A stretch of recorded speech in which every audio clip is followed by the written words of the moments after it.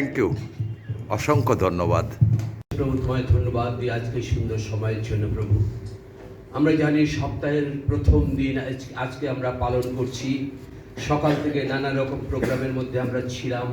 এখন এই দিনের শেষে আবার তোমার চরণে এসেছি প্রভু। এই খ্রিস্টীয় বুধ জনমঞ্চের তত্ত্বাবধানে আজকে যে অনুষ্ঠানের আয়োজন করা হয়েছে প্রভু, তুমি অনুগ্রহ করো, দয়া করো, আশীর্বাদ দাও প্রভু, যেন এই অনুষ্ঠান সাফল্যমণ্ডিত হয়। এখানে যা কিছু হবে যেন তোমার জন্য হয়। তুমি প্রত্যেক আশীর্বাদ করো। যারা যে বিষয়ে অনুষ্ঠান করছে, যারা যে বিষয়ে অংশ নিচ্ছে, প্রত্যেককে তুমি আশীর্বাদ করো। প্রত্যেকে নিজ নিজ ক্ষেত্রে সিদ্ধি লাভ দাও প্রভু, যেন তারা তোমার জন্য কাজ করতে পারে এবং তোমার জন্য এগিয়ে যেতে পারে জীবনে এবং প্রতিষ্ঠিত হতে পারে আরও এগিয়ে গিয়ে। তোমার গৌরব করি প্রভু। এখানে যারা উপস্থিত আছেন প্রত্যেকের উপরে তোমার হাত রাখো। এখানে যা কিছু হবে সব কিছুর মধ্যে দিয়ে আমরা যেন তোমাকে উচ্চে তুলে ধরতে পারি। সব গৌরব, প্রশংসা, মহিমা, সমাদর তোমারই হোক। ত্রাণকর্তা প্রিয় যিশু নামে এই সমস্ত প্রার্থনা চাইলাম, দয়া করে শ্রবণ ও গ্রাহ্য করো। Amen, amen, amen.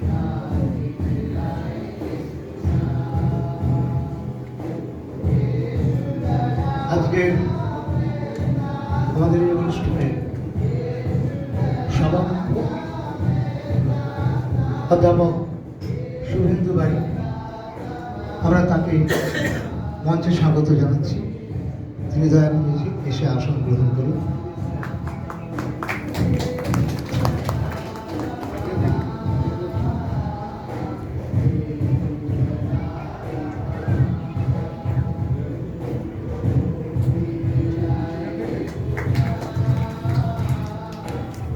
আমাদের মধ্যে উপস্থিত আছেন আজকে যে আলোচনার বিষয়, সে আলোচনার আলোচক 9 দশকের বিশিষ্ট কবি, প্রাবন্ধিক এবং গবেষক জনসন সন্দীপ। তাকে আমরা আমন্ত্রণ জানাচ্ছি আসন গ্রহণ করার জন্য।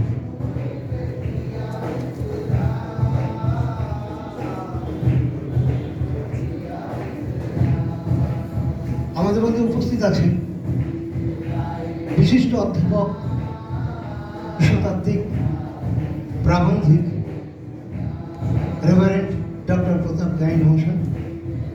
তাকে আসন গ্রহণ করার জন্য অনুরোধ করছি।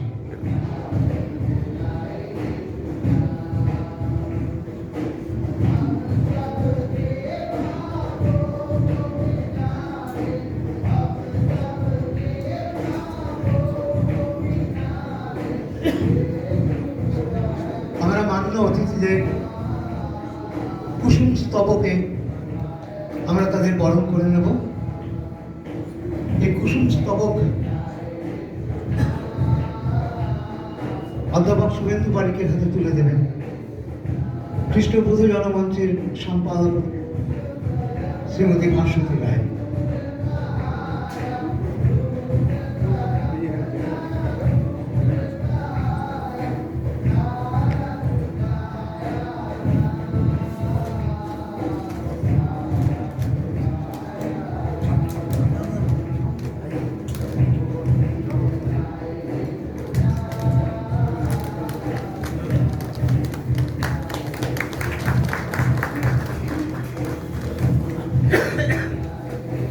আমাদের মধ্যে উপস্থিত আছেন বিশিষ্ট সঙ্গীত শিল্পী মধুমিতা বোস। তিনি জনসন সন্দীপের হাতে কুসুম স্তবক তুলে দেবেন।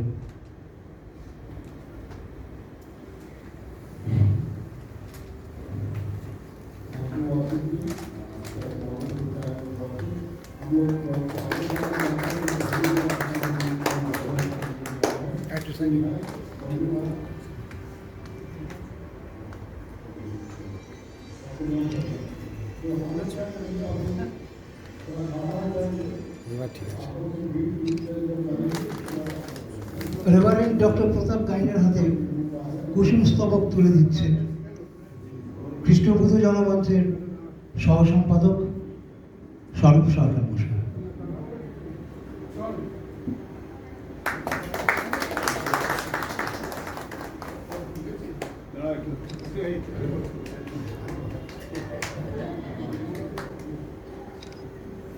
আমরা মান্য অতিথিদের বরণ করে দিলাম।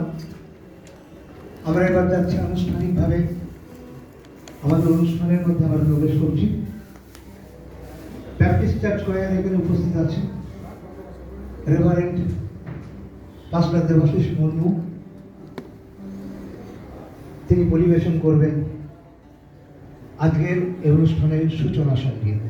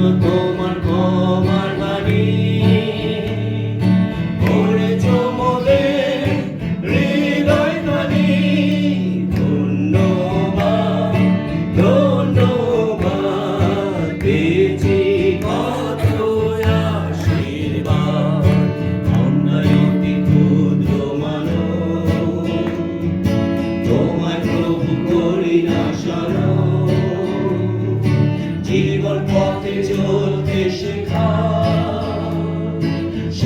তোমার ধরিতে চলো।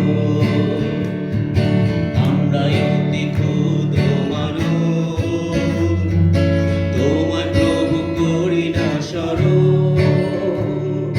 জীবন পথে চলতে শেখা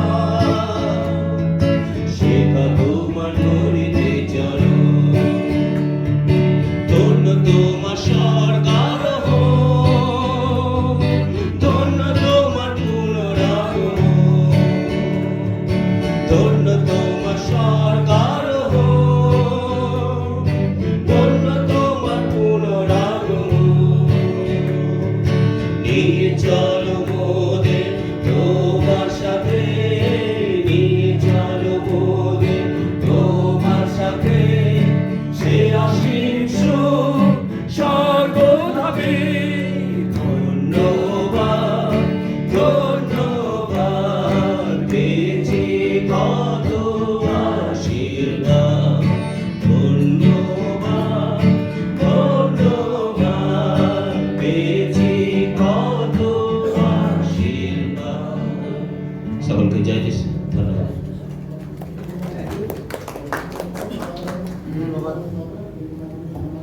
ধন্যবাদ ঠাকুর ব্যাপটিস্ট চার্চ।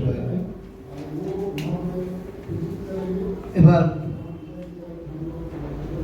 যে কোনো অনুষ্ঠানে আয়োজকদের পক্ষ থেকে কিছু কথা থাকে, খ্রিস্ট বোধ জনমঞ্চের পক্ষ থেকে আপনাদের সকলকে স্বাগত জানিয়ে স্বাগত ভাষণ দেবেন আমাদের মঞ্চের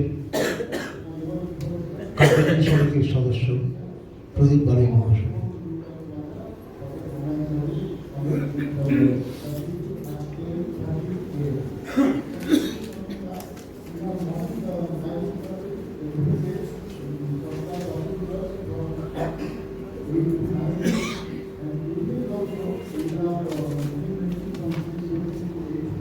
আর মাত্র 3 দিনের মধ্যে আরেকটি বই মেলা শেষ হয়ে যাবে,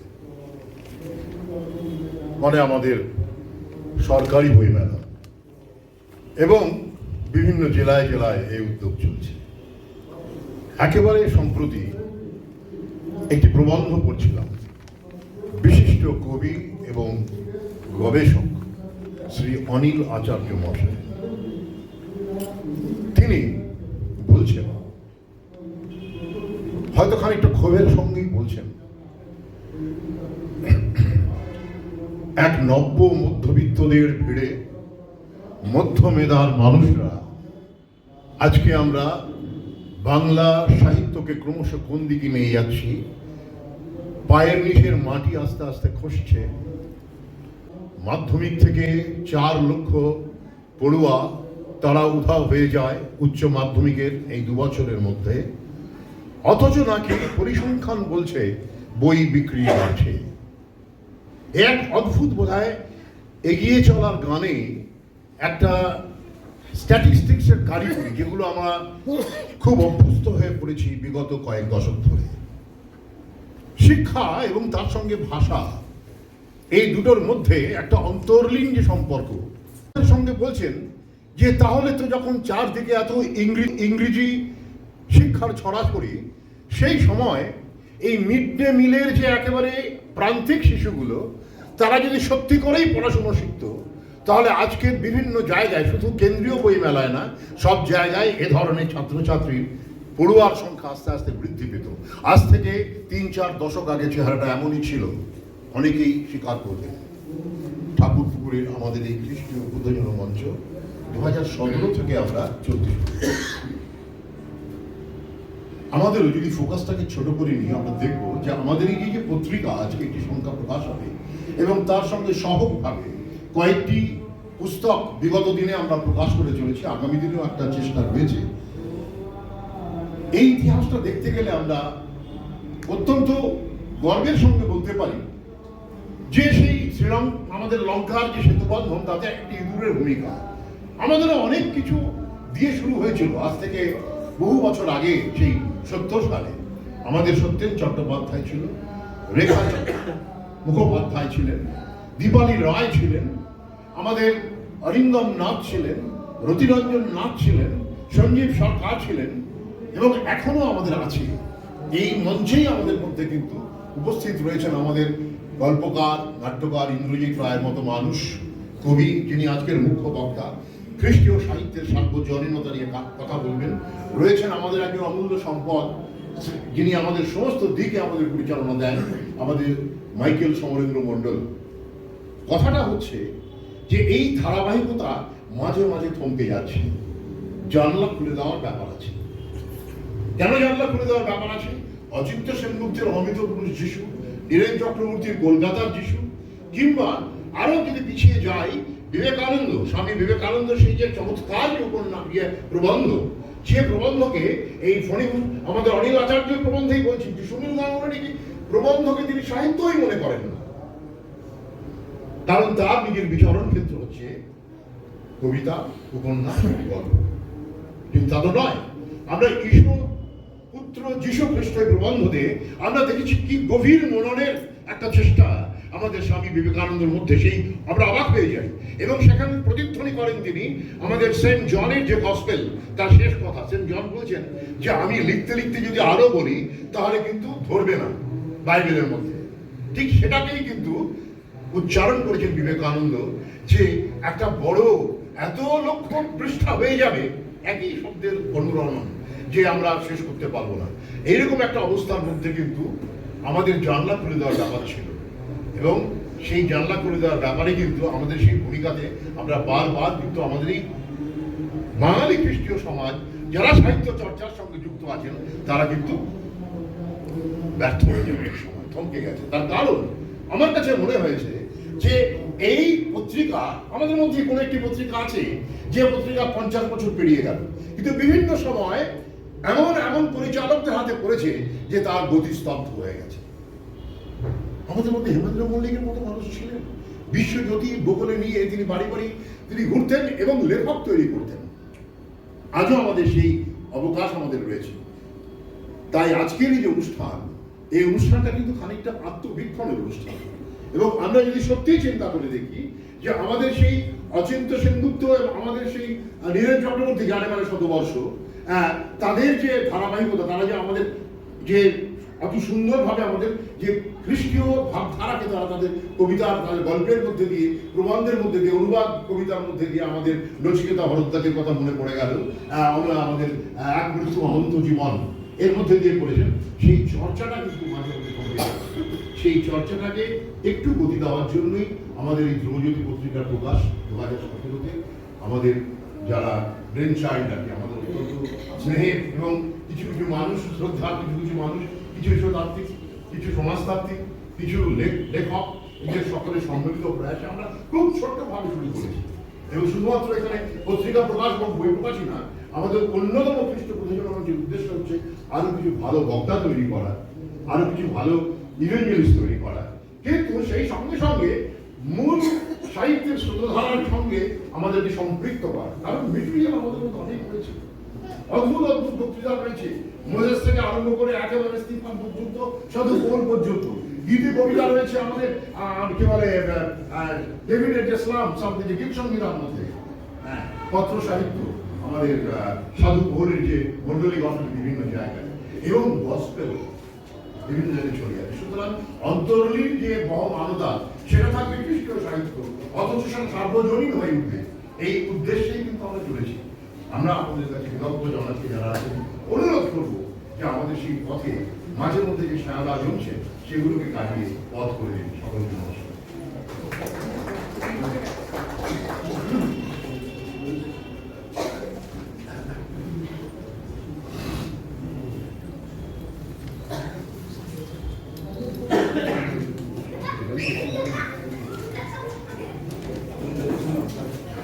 এবারে প্রদীপ গোস্বামী আপনি একটু সামনে চলে আসবেন। ধন্যবাদ প্রদীপ বাবুকে। এবার আমরা একটি গান শুনবো। আমাদের মধ্যে উপস্থিত আছেন সুরভিত্তি গানের দল, মধুমিতা বোসের পরিচালনায় গান সঙ্গীত পরিবেশন করবেন। সুরভিত্তিকে অনুরোধ করছি একটু তাড়াতাড়ি এসে।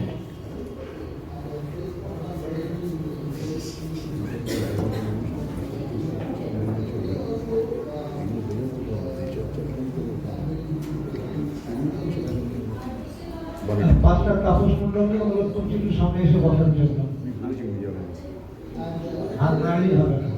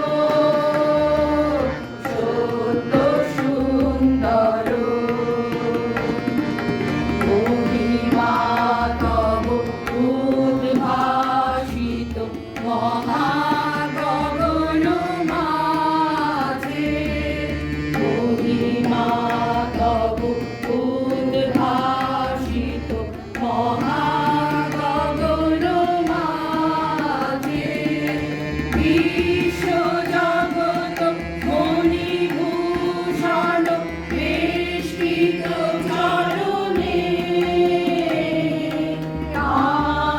আনন্দ লোকে মঙ্গলালোকে বিরাজ সত্য সুন্দর, গ্রহ তারক চন্দ্র তপন ব্যাকুল দ্রুত বেগে, গ্রহ তারক চন্দ্র তপন ব্যাকুল দ্রুত বেগে, করিছে স্নান করিছে স্নান অক্ষয় কিরণে, আনন্দ লোকে মঙ্গলালোকে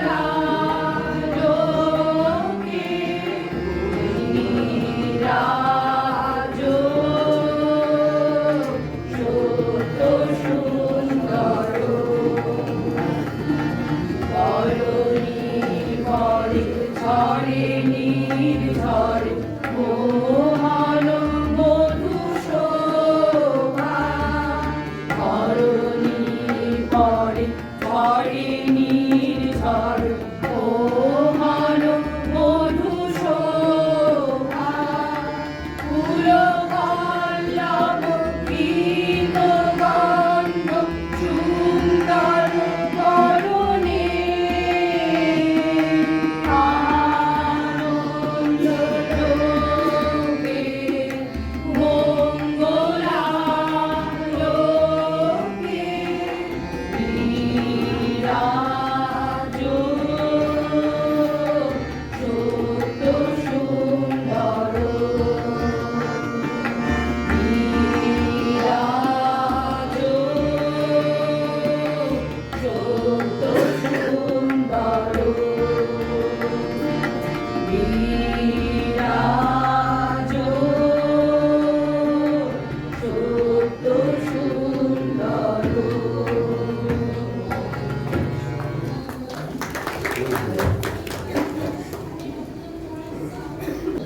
ধন্যবাদ। আমাদের পত্রিকার প্রকাশ আনুষ্ঠানিক প্রকাশ করব। আপনারা জানেন যে শুনলেন প্রদীপবাবুর মুখে যে 2017 থেকে আমাদের এই যে পথ চলা পত্রিকা নিয়ে ভাই নিচু হয়ে যা। খ্রিস্টীয় সাহিত্যে একটা নতুন ভাবনা আনার আমরা চেষ্টা করছি, পরীক্ষামূলকভাবে চেষ্টা করে যাচ্ছি আমরা সবাই মিলে। বিভিন্ন সময়ে বিভিন্ন রকমের সংখ্যা যেগুলো বাংলা খ্রিস্টীয় সাহিত্যে যে অপ্রতুলতা ছিল, যে খামতি ছিল, আমরা চেষ্টা করছি সেখানে মেটানোর। এবং একই সঙ্গে আপনারা শুনেছেন যে লেখা ছেড়ে দিয়েছিলেন এমন মানুষ এবং খ্রিস্ট ধর্মাবলম্বী লেখক কিন্তু কোনো খ্রিস্টীয় লেখা লিখতেন না। বাংলার বিখ্যাত কাগজগুলোতে তিনি গল্প লিখতেন, উপন্যাস লিখে, প্রচুর বই আছে তার। আমরা ধ্রুবজ্যোতি তাকে দিয়ে খ্রিস্টীয় লেখা, গল্প লেখা শুরু করিয়েছিল। পরপর 3টি সংখ্যাতে তিনি লিখেছেন। নামটা বলে দিই, সুকুমার রুচ। তিনি যে খ্রিস্টান ধর্মাবলম্বী আমরা জানতাম না, আমরা অনেক পরে জানতে পেরেছি। এবং তিনি বলছেন যে আমি এতদিন অন্ধকারে ছিলাম, আমি এখন আলোয় এসেছি। আজকে আসার কথা ছিল কিন্তু পারিবারিক একটি কারণে আসতে পারল না। আমাদের সামনে আছে ইন্দ্রজিৎ দা। ইন্দ্রজিৎ দা প্রায় সংগোপনে চলে গিয়েছিলেন। ধ্রুবজ্যোতি পত্রিকা এবং কৃষ্ণপ্রদ জনমঞ্চ তাকে আবার খুলে বার করে গেছে। এবং তিনি এতটাই আত্মহারা যে আমাদের যে কোনো অনুষ্ঠান হলে তিনি দৌড়তে দৌড়তে চলে আসেন। কত দূর থেকে আসেন জানেন? জনসন নদিয়া জেলার চাপড়া গ্রামে থাকে, সেখান থেকেও চলে এসেছে আমাদের আহ্বানে। এই সমস্ত মানুষদের আমরা পেয়েছি, আমরা এদের প্রতি কৃতজ্ঞ এবং এদের সহায়তায় বাংলা খ্রিস্ট সাহিত্যে একটা নতুন ধারা তৈরি করার আমরা চেষ্টা করছি। আমাদের এই যে সংখ্যাটি বেরোবে আজকে, এটি খ্রিস্টীয় ছোট গল্প সংখ্যা।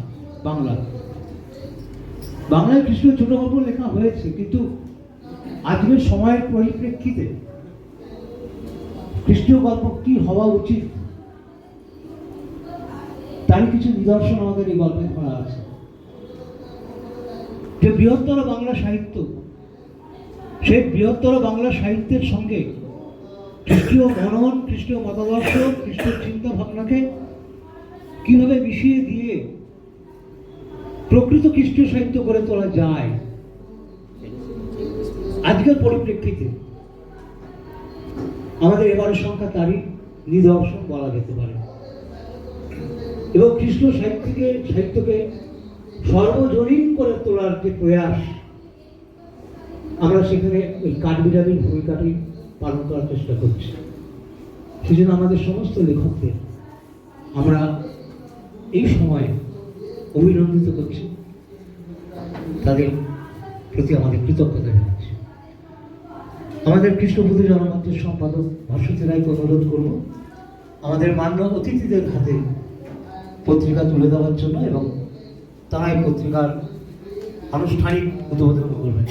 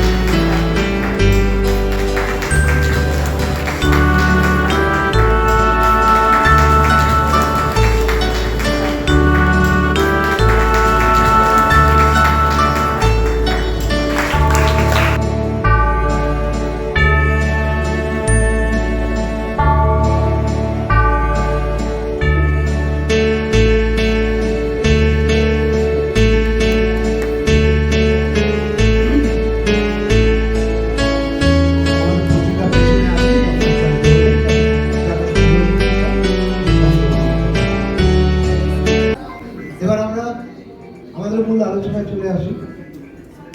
আজকের আলোচনার বিষয় খ্রিস্টীয় সাহিত্যের সর্বজনীনতা।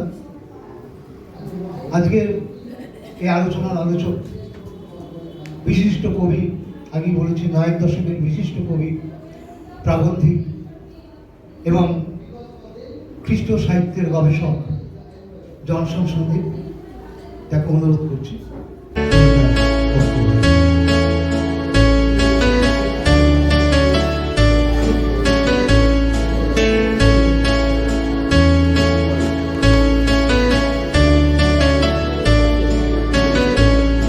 সকলকে শুভ সন্ধ্যা, জয় যিশু। আমার ব্যক্তিগত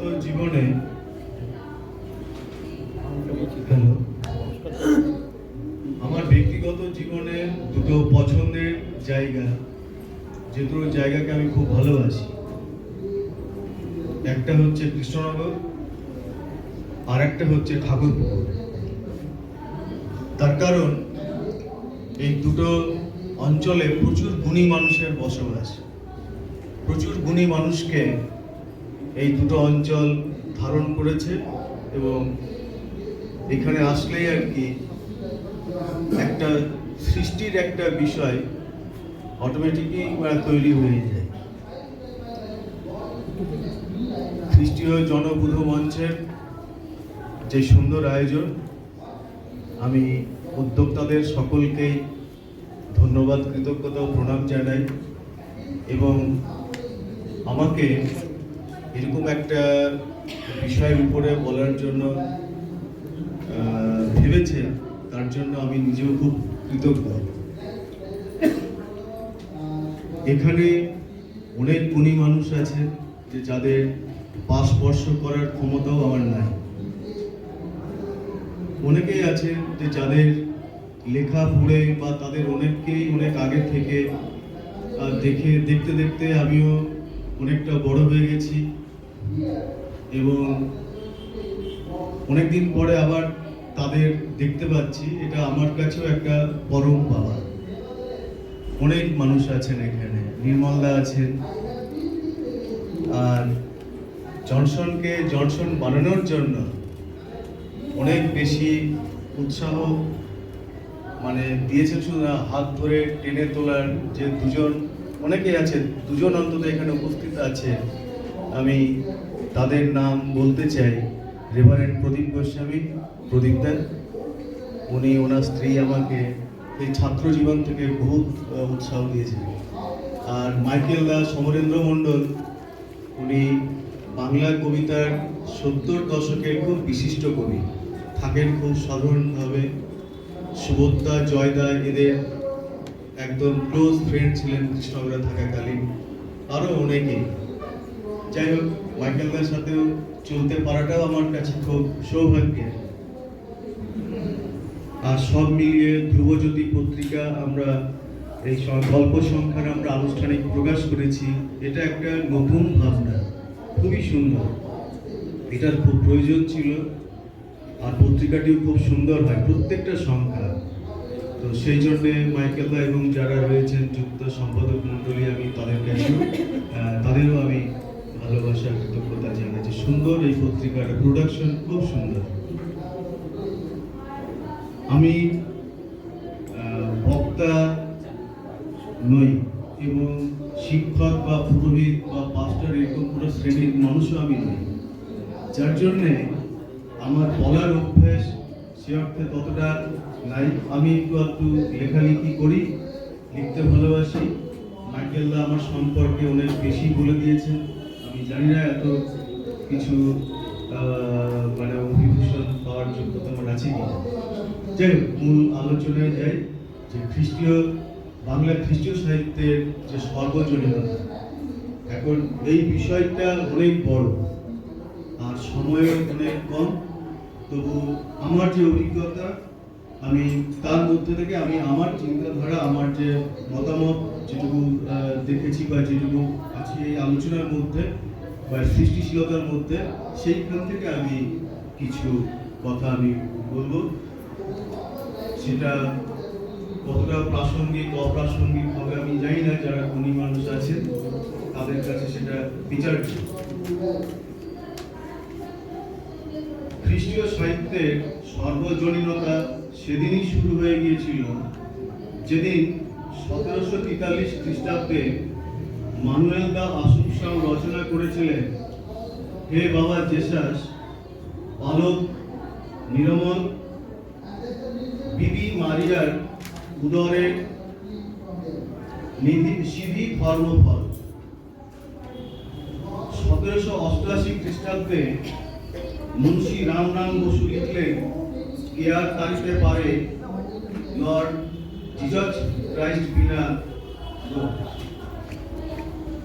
এবং তৃতীয় ব্যক্তি, প্রথম বাঙালি খ্রিস্টান কৃষ্ণপাল, তিনি লিখলেন যে জন আপন প্রাণ দিয়া পাপী উদ্ধারে অমন ভুলো না তারে। আজ অনেক বছর আগে, কয়েকশো বছর আগে, যখন এই তিনজন মহান মানুষ তারা যখন তৎকালীন যে বাংলা প্রচলিত ছিল সেই বাংলায় তারা তাদের খ্রিস্টের প্রতি তাদের যে ভালোবাসা, প্রেম এবং ভক্তি তারা তাদের লেখনীর মাধ্যমে আমাদের কাছে তুলে ধরেছিলেন। সেদিন থেকেই বাংলা ভাষায় লেখ্যরূপে প্রভু যীশু খ্রিস্টকে বাংলার জনজীবনের কাছে তারা পরিচয় করিয়ে দিলেন। এই তিনটে সময় থেকেই বাংলা সাহিত্যে খ্রিস্ট নামক শব্দের অনুপ্রবেশ ঘটে গেল এবং তারপরে আমাদের সারা বাংলা সাহিত্যের ইতিহাসকে যিনি লালন পালন করে একদম ঘষা মাজা করে যত রকম ভাবে সম্ভব একটা সংসার সাজিয়ে দেওয়া যায় সেইভাবে শুরু হলো ব্যাপটিস্ট মিশনারি সোসাইটির হাত ধরে আর আমাদের বড় পূজনীয় রেভারেন্ড ডক্টর উইলিয়াম কেরির মাধ্যমে। এই যে বাংলার মানুষকে তিনি এটাই বললেন যে যীশু খ্রিস্ট বলে একজন মানুষ যিনি সারা পৃথিবীর পাপীদের জন্য দান ঘোষণা করার জন্য নিজের জীবনকে উৎসর্গ করলেন। এই যে মূল চাবিকাঠি, একটা এক দুই লাইনের ছোট শব্দ, কিন্তু ছোট শব্দ না, এর উপরে আধার করে বাংলাতে মিশনারিরা একটার পর একটা বিভিন্ন মিশনারি গোষ্ঠী এসেছে। ব্যাপটিস্ট মিশনারি সোসাইটি যেমন এসেছে, তারপর পরই তাদের পদাঙ্ক অনুসরণ করে চার্চ মিশনারি সোসাইটি এসেছে, মেথডিস্ট মিশনারি সোসাইটি এসেছে, আমেরিকান মিশনারি সোসাইটি এসেছে, ইউরোপ আমেরিকার বিভিন্ন মিশনারি সোসাইটিরা অবিভক্ত দুই বাংলাকে কেন্দ্র করে সারা ভারতবর্ষে তারা ছড়িয়ে পড়ে। আমাদের এখানেও বাংলা ভাষায় যে সময় কথা বলা যায় সেই সময় কিন্তু বাংলা ভাষা সরকারি ভাষা ছিল না। ব্রিটিশ আমলে প্রথম পর্যায়ে তখনও আমাদের ভাষা হচ্ছে ফার্সি আর সংস্কৃত, এই দুটো ভাষাতেই সরকারি কাজকর্ম সব হতো। কিন্তু যখন লর্ড ওয়েলেসলি উনি যখন ফোর্ট উইলিয়াম কলেজ তৈরি করার চিন্তা ভাবনা করলেন যে ব্রিটিশ সিভিলিয়ান অফিসাররা যারা এই দেশটাকে চালাবে তারা যাতে লোকাল ল্যাঙ্গুয়েজ শেখে এবং আমাদের সংস্কৃতি শিখতে পারে, তাদের জন্য যখন ফোর্ট উইলিয়াম কলেজ তৈরির ঘোষণা হয়ে গেল তখন সেই কলেজের দায়িত্ব নিলেন, বাংলা বিভাগের দায়িত্ব পেলেন আমাদের পরম পূজনীয় কেরি মহাশয়। এখানে একটা খুব মজার বিষয় যে সময় তিনি বাংলা বিভাগের দায়িত্ব নিয়েছিলেন তখন কিন্তু বাংলা ভাষা ছিল বাংলার সমাজ জীবনে ম্লেচ্ছদের ভাষা, অর্থাৎ ছোট লোকদের ভাষা। এই ভাষা কখনো সরকারি হতে পারে না, কিন্তু আজ বাংলা ভাষা যে সরকারিভাবে যে জায়গায় দাঁড়িয়েছে এটা কৃতিত্ব কিন্তু উইলিয়াম কেরি, কোনো বাঙালি বা কোনো ভারতবাসীর না। সেদিন ফোর্ট উইলিয়াম কলেজে বাংলা বিভাগে যখন তিনি বাংলা ভাষা শেখানোকে যখন সিলেবাস তৈরি করতে শুরু করলেন তখন প্রচুর সমালোচনা হয়েছিল যে এই ভাষায় কখনো সরকারি কাজ হতে পারে না, অনেক সমালোচনা হয়েছিল। কিন্তু বাংলা ভাষাকে তিনি সরকারি স্বীকৃতি যেমন দিলেন, কিন্তু পাশাপাশি বিভিন্ন মিশনারিরা তারা প্রচার পত্রিকা, পুস্তিকা, এই যে ছোট ছোট যে রচনা সাধারণ মানুষের জন্য তারা লেখার সাহস পেল এবং ওই প্রথম দিকে বাংলা ভাষাকে মুড়ির মতো সারা বাংলার বিভিন্ন প্রান্তে কিন্তু মিশনারিরা ছড়িয়ে দিলেন। সরকার ছড়িয়ে দেওয়ার অনেক আগেই মিশনারিরাই কিন্তু ওই ট্র্যাক্টের মাধ্যমে কিন্তু বাংলা ভাষাকে আপ্রাণ চেষ্টা করেছেন যে সুন্দর থেকে আরো সুন্দর করতে। কিন্তু তার মধ্যে কি ছিল? প্রথম থেকে শেষ পর্যন্ত প্রভু যীশু খ্রিস্টের বন্দনা গান ছিল। পাশাপাশি যখন বিভিন্ন চার্চগুলো তৈরি হতে শুরু করলো গ্রাম বাংলায়, তারা উপাসনা করবে কিভাবে, কি ভাষায় তারা ভগবান যিশুর কাছে তার ভাষাকে প্রকাশ করবে, তার মনের যে ইচ্ছা তাকে প্রকাশ করবে। আর সেটা প্রথম দিকে ছিল যে ইংরাজি সঙ্গীতকে বাংলায় অনুবাদ করে প্রথম দিকে চালানো হয়েছিল, কিন্তু আস্তে আস্তে যখন আমাদের দেশীয় মানুষেরা তারা যখন ধর্মান্তরিত প্রভু যিশুকে গ্রহণ করলেন, আর তারা কি করলেন, আমাদের বাংলায় তারা গান লিখতে শুরু করলেন। এইভাবে সাহিত্যের বিভিন্ন দিক, সঙ্গীত এবং গদ্য, এই দুটোতেই আমাদের ইউরোপিয়ান পুরোহিতদের পাশাপাশি আমাদের বাঙালি পুরোহিতরাও যোগ দিলেন। আর তার ফলে সামগ্রিকভাবে যেটা হলো যে বাইবেল অনুবাদের প্রয়োজন দেখা দিল, অনুবাদ হলো। এবং আপনারা যারা সুরঞ্জনদার ওই বইটা পড়েছেন যে বাংলা সাহিত্যে বাইবেল, দেখবেন ওখানে যে কত সুন্দরভাবে বিস্তারিতভাবে বলা হয়েছে যে কিভাবে বাইবেলকে আস্তে আস্তে আস্তে আস্তে করে বাংলা বাইবেলকে ঘষা মাজা করতে করতে সুন্দর থেকে যাতে পড়তে ভালো লাগে, এইভাবে সুন্দর করতে করতে করতে এগিয়ে নিয়ে যাওয়া। বাইবেলকে কেন্দ্র করে সারা বাংলাতে, বাংলার সমাজ জীবনে প্রভু যীশু খ্রিস্ট এবং খ্রিস্টীয় দর্শনকে লেখ্যরূপে যে প্রকাশ করা হলো, আর এইটাই আস্তে আস্তে আমরা দেখতে পেলাম যে প্রথম দিকে মিশনারিদের প্রয়াস ছিল, পরবর্তীতে যারা খ্রিস্টান নয় তারাও প্রভু যীশু খ্রিস্টকে ভালোবেসে, খ্রিস্ট ধর্মকে ভালোবেসে তারাও অনেকে লেখালেখির মধ্যে চলে আসলেন। আর বর্তমানের দিকে যদি আমরা তাকাই, এখানেও দুটো ধারা আমরা পরিষ্কার দেখতে পাই, যে খ্রিস্টান লেখক আর অখ্রিস্টান লেখক। এখন এই শব্দ দুটো হচ্ছে উচ্চারণ করা আমার উচিত নয়, কেননা লেখকদের কখনো সম্প্রদায় আর জাতপাত হয় না, লেখকদের ধর্ম একটাই, তিনি লেখক। ঠিক বলছি তো নির্মলা? তো সেই কারণে আমাদের বর্তমানে বাঙালি খ্রিস্টান সমাজে যেসব লেখকেরা ইতিমধ্যে অনেকে চলে গেছে, কিন্তু তারপরেও যারা রয়েছে একদম আমাদের অরিন্দম বাবুর কথা বলেছেন প্রদীপদা, তারপরে দীপালিদির কথা বলেছেন দীপালি রায়। দীপালিদি তো যে এখন যে সিএল বাইবেল যেটা আছে চলিত ভাষার, এটার তো উনি চিফ ট্রান্সলেটারও ছিলেন ওই কমিটির। পরবর্তীতে আমরা আরও যখন একটু পরের যে জেনারেশন, সেখানে আমরা দেখেছি সমরেন্দ্র মণ্ডল, মাইকেল দা এবং সুরঞ্জন দা, এরকম ইন্দ্রজিৎ দা।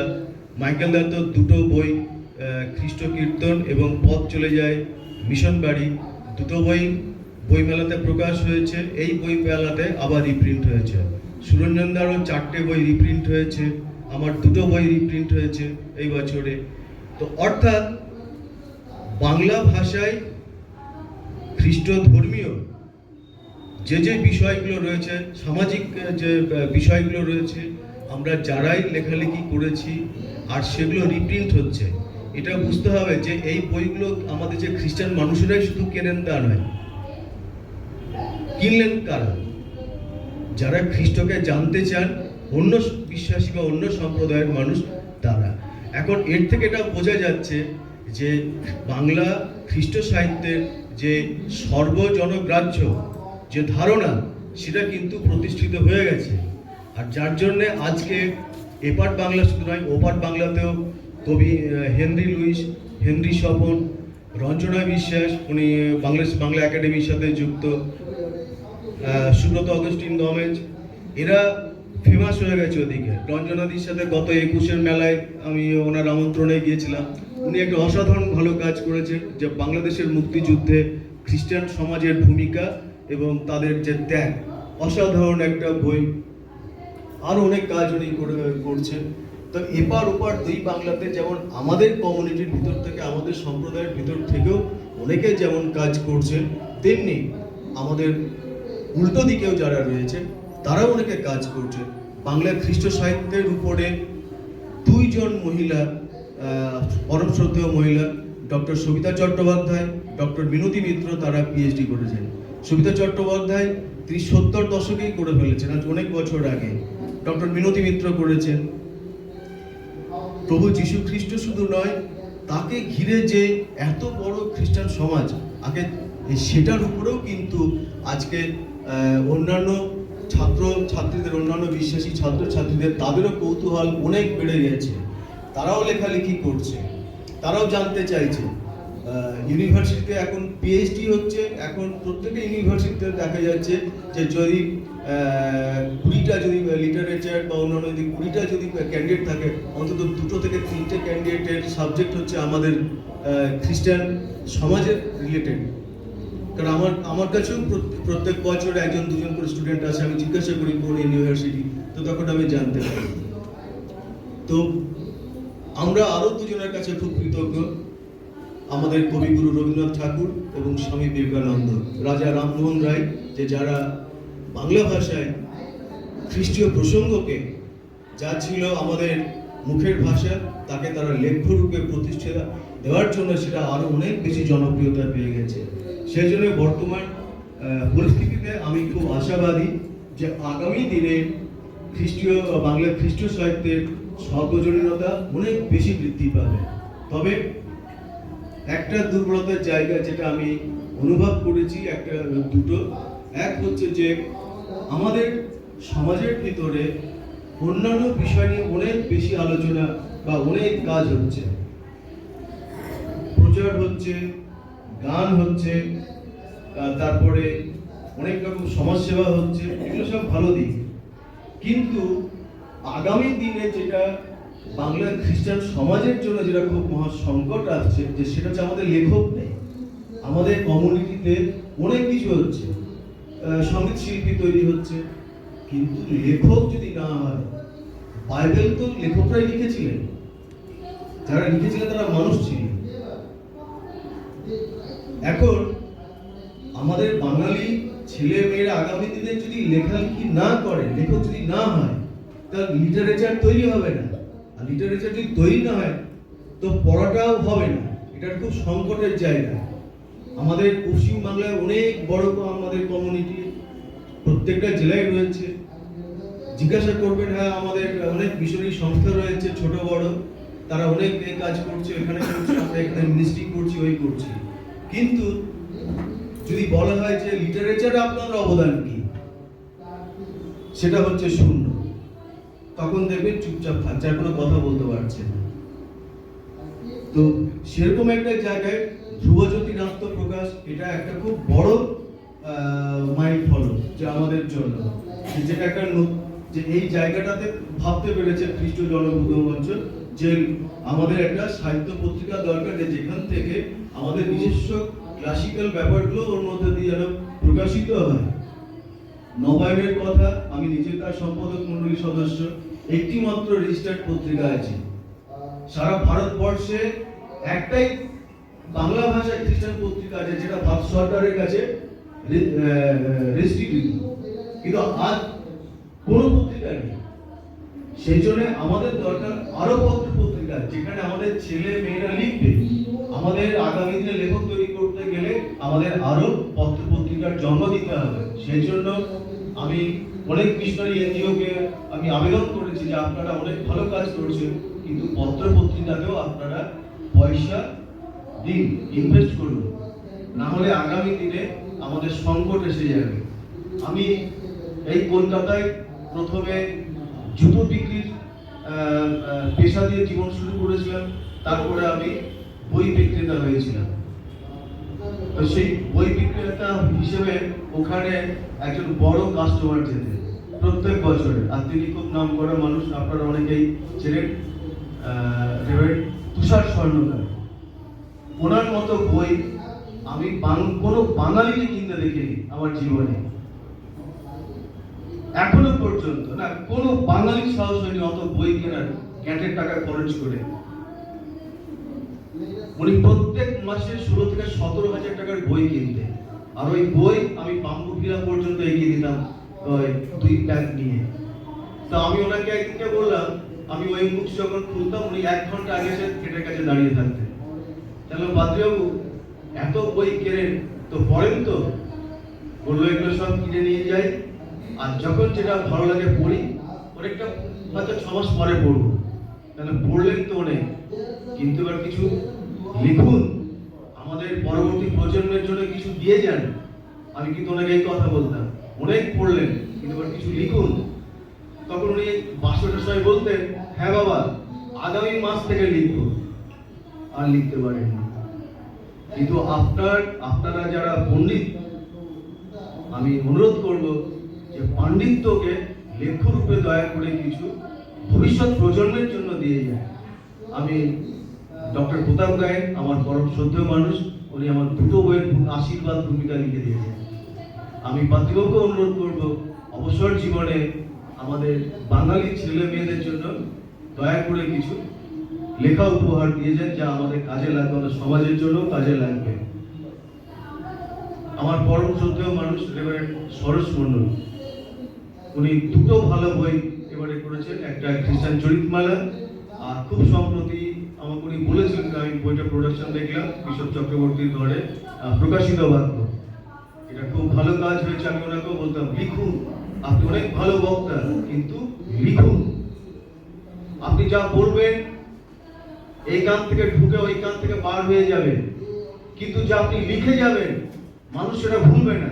আমি আজকে না পড়লেও কাল পড়বো আপনার বই, কিন্তু আমার বাড়িতে আপনার বই থাকে, আমি পড়বই পড়বো। কিন্তু আপনি যতই চিৎকার করে করে বক্তব্য রেখে যান, ওই বক্তব্য 99% মানুষ 6 সেকেন্ডের মধ্যে ভুলে যায়, কেননা কান 6 সেকেন্ডের বেশি একটি শব্দকে ধরে রাখতে পারে না। তাই আমার অনুরোধ যে খ্রিস্টীয় সাহিত্যের সর্বজনীনতাকে আরো ভালোভাবে ছড়িয়ে দেওয়ার জন্য আমাদের ছোট ছোট আমাদের যেসব মিশনারি সংস্থাগুলো রয়েছে তাদেরও এগিয়ে আসতে হবে। আর বড় বড় যেসব চার্চগুলো রয়েছে তারা ঘুমিয়ে গেছে। এই কাজ কিন্তু তারাই শুরু করেছিল প্রথমে, বাংলা খ্রিস্টীয় সাহিত্যকে সুন্দর জায়গায় নিয়ে যাওয়ার জন্য। কিন্তু আজকে তারা খ্রিস্টান লিটারেচারের যে মিশন, সেই কনসেপ্ট থেকে কিন্তু সমস্ত মেন লাইন চার্চগুলো কিন্তু বার হয়ে চলে গেছে। আর এটা খুব ভয়ঙ্কর একটা দিক, খুব দুঃখজনক দিক। এটা একটা অশুভ একটা চিন্তা ভাবনা।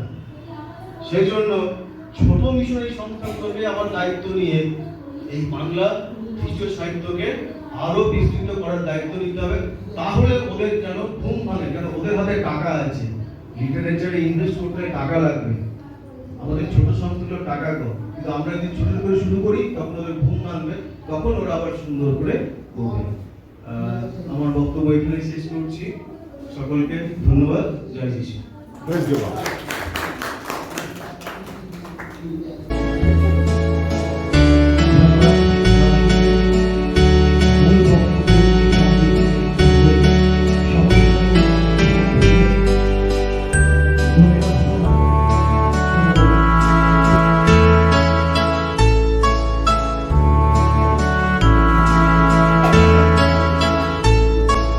কবিতা পাঠ করে শোনাচ্ছেন দেবস্মিতা মণ্ডল।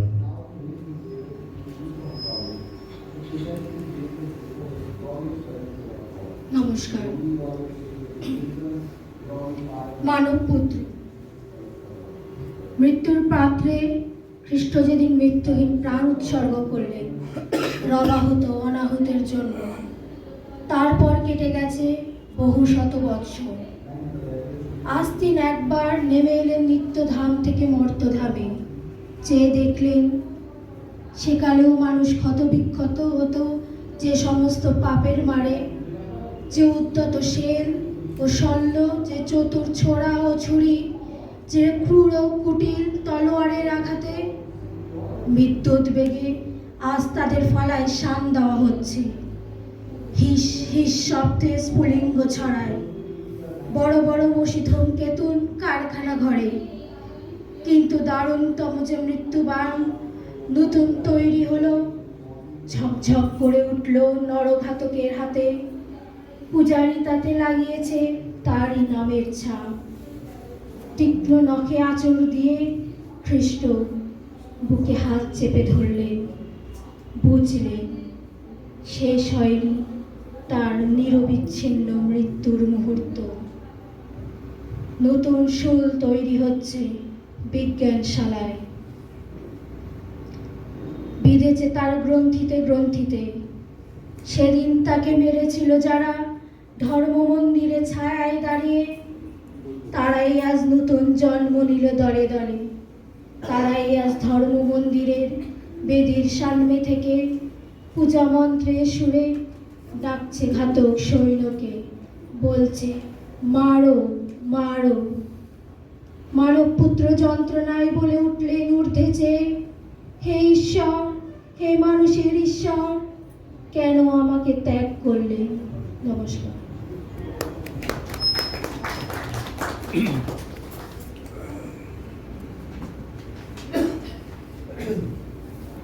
ধন্যবাদ, ধন্যবাদ দেবস্মিতাকে। এবার আমরা অনেকক্ষণ ধরে যে প্রতীক্ষায় আছি, গ্রন্থ প্রকাশ। ছোট ছোট ফুল দিয়ে গাঁথামালা, কথামালা, এক পাতার এক একটি ছোট গল্পই হোক বা লম্ব গল্পই হোক, যা কিছু। অবিনাশ গাইনের জীবনের আয়না, তার প্রথম খণ্ড গত বছর প্রকাশিত হয়েছিল। আপনাদের হাতে হাতে সে বই নিশ্চয়ই গেছে। খুব সুখবর যে সেই বইয়ের কিছু কিছু কাহিনী বিভিন্ন ধর্ম প্রতিষ্ঠানে পাদ্রীদের মুখে সারমন হয়ে দেখা গিয়েছে। সেই বইয়ের দ্বিতীয় খণ্ড আরো 100টি গল্প নিয়ে নতুন গ্রন্থ জীবনের আয়নার দ্বিতীয় আজকে প্রকাশিত হবে।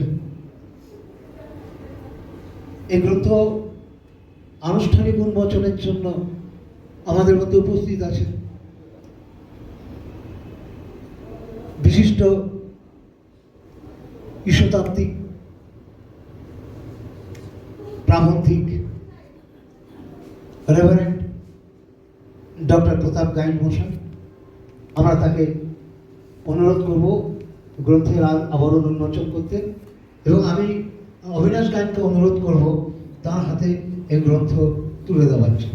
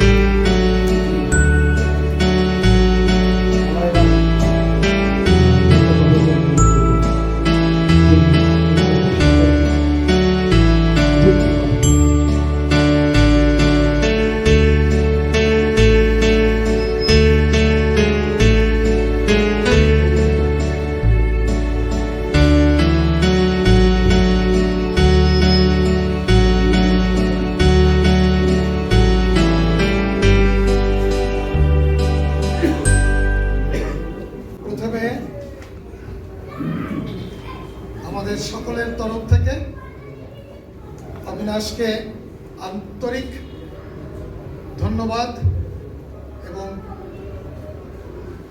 কংগ্রাচুলেশন। গত বছর যখন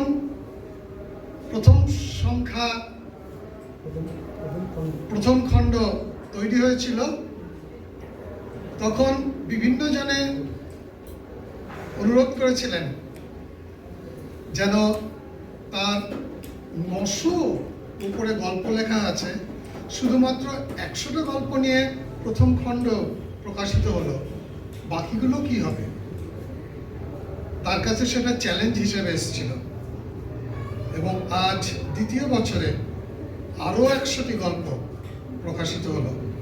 নিশ্চয়ই তাকে আমাদের আন্তরিক অভিনন্দন জানাই যে তিনি এই চ্যালেঞ্জ তিনি গ্রহণ করেছেন এবং সেই চ্যালেঞ্জকে তিনি পূর্ণতা দিয়েছেন।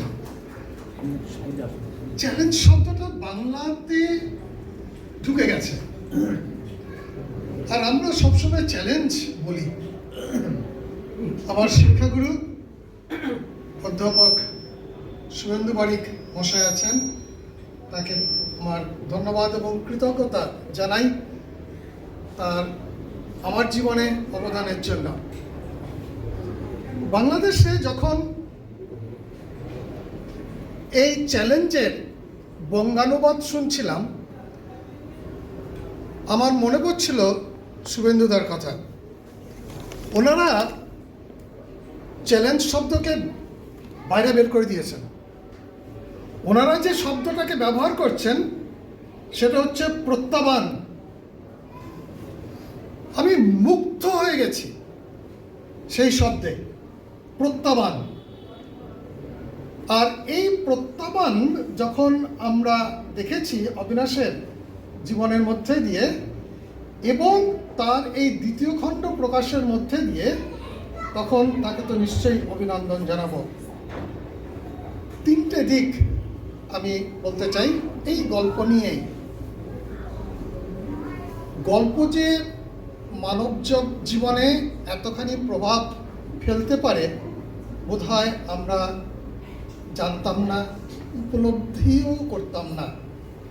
কিন্তু সেই গল্প যখন এরকম গল্প বই আকারে বেরোচ্ছে, তখন দেখতে পাচ্ছি কিভাবে তা আমাদের জীবনে কাজ করছে। গল্পের প্রথম দিক হচ্ছে, গল্প হচ্ছে অতীত ভিত্তিক। আমরা বলবো মোটেই নয়, বর্তমানকে নিয়ে গল্প লেখা যাবে না কেন? আসছে অতীত ভিত্তিক যখন, তখন সেখানে বলতে হবে যে কিছু ঘটনা ঘটেছিল যেটা আমাদের উৎসাহিত করেছে সেটাকে গেঁথে রাখার জন্য গল্পের আকারে।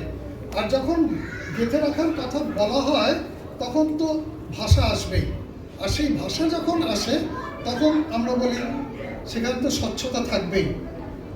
আর স্বচ্ছতা যখন থাকে তখন বলি সেটা মানুষের গ্রহণযোগ্য হবে তো।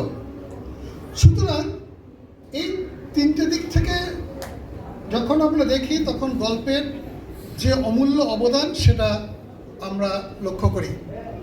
দ্বিতীয় দিক যেটা গল্পের, সেটা হচ্ছে কথনে এবং শ্রবণে। অর্থাৎ যিনি বলছেন আর যিনি শুনছেন, এদের মধ্যে যদি মেলবন্ধন না হয় গল্প শেষ, গল্পের কোনো মানে নেই। সুতরাং কথনে এবং শ্রবণে যখন গল্প দানা বাঁধতে শুরু করে তখনই বলা যাবে যে গল্প লেখক সত্যিই কাজ করছেন। সেই সঙ্গে সঙ্গে দ্বিতীয় যেটা, সেটা হচ্ছে মননে এবং ব্যবহারে। গল্প শুনলাম ভুলে গেলাম, তা চলবে না। আমরা একটু আগে জনসন বাবুর কাছ থেকে শুনছিলাম, 6 সেকেন্ড মাত্র ধরে রাখি আমাদের কান। কিন্তু সেই গল্পটাকে যদি আমরা ব্যবহার করি আমার কাজে, প্রাত্যহিক কাজে, অন্যের কাজে, প্রাত্যহিক কাজে, ব্যবহারিক কাজে, সেটা নিশ্চয়ই মনে থাকবে। এর তৃতীয় দিক যেটা, যে গল্প হচ্ছে ব্যবহারিক। অর্থাৎ গল্প শুনলাম, নিশ্চয়ই তার পেছনে কোনো উদ্দেশ্য আছে, আর সেই উদ্দেশ্যটাকে যদি আমি ব্যবহার করতে না পারলাম, গল্পের জাতমাতা কিছু রইল না, গল্পটাকে যেন আমি ডাস্টবিনেই ফেলে দিলাম। তৃতীয় দিক সেটা তো নিঃসন্দেহে গুরুত্বপূর্ণ, আর সেটা হলো আমি কি গল্পের অংশীদার, আমি নিজে কি গল্পের কাঁচামাল? আমি কি কোনো গল্প তৈরি করতে পারি? আমি কি গল্প রচনায় আমার অবদান জুগিয়েছি? আমার জীবনের যে গল্প, সেই গল্প কি আমি লিখেছি, কাউকে বলেছি? দ্বিতীয় দিক এর যেটা, সেটা হলো গল্প তো আমার মধ্যেই থেকে গেল। যদি আমি এই গল্পটাকে প্রতিফলিত না করি এবং এই প্রতিফলনকে আমি প্রত্যাবানের রূপ না দিই, তখন কিন্তু সেটা বাক্সবন্দী হয়ে থাকবে, পকেটের মধ্যেই থেকে যাবে, পকেট ফুটো হয়ে পরে পড়ে যাবে। এবং তৃতীয় দিক যেটা, সেটা হচ্ছে যে গল্প নিঃসন্দেহে প্রকাশিতব্য। আর এই প্রকাশিতব্য যখন, তখন তো নিশ্চয়ই আমাদেরকে দেখতেই হবে, আমি কি একার মধ্যে রয়ে গেলাম, না আমরা হাতটাকে বাড়িয়ে দিলাম। এই তিনটে দিক নিয়ে শুধু দুটো শব্দ ব্যবহার করে শেষ করব। বইটার নাম জীবনের আয়না। আর আয়না বলতে আমরা যেটাকে বুঝি, মনে হয় না কাউকে বুঝিয়ে দিতে হবে। আর এখন যখন মোবাইলের যুগ, তখন আয়নার কথা তো বলার দরকারই নেই। রাস্তাঘাটে, বাসে, ট্রামে, ট্রেনে, স্টেশনে, সব জায়গায় ছেলে হোক কি মেয়ে হোক, ছোট হোক কি বড় হোক, একবার